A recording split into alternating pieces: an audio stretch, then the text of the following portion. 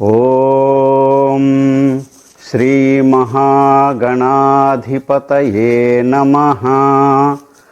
ఓం శ్రీ శివాయ గురవే నమః. ఓం శ్రీమాత్రే నమః. మిత్రులు, శ్రేయోభిలాషులు అందరికీ శుభోదయం.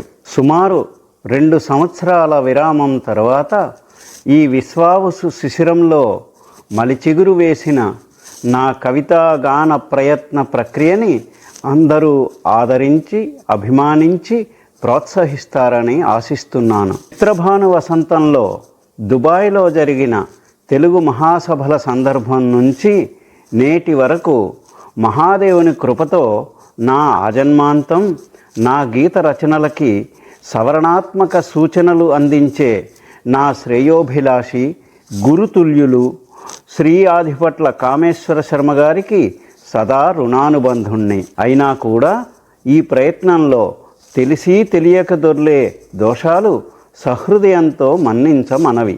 ఈ ప్రయత్నంలో ఔత్సాహికతే తప్ప వ్యాపార దృక్పథం ఏదీ లేదని గమనించమనవి.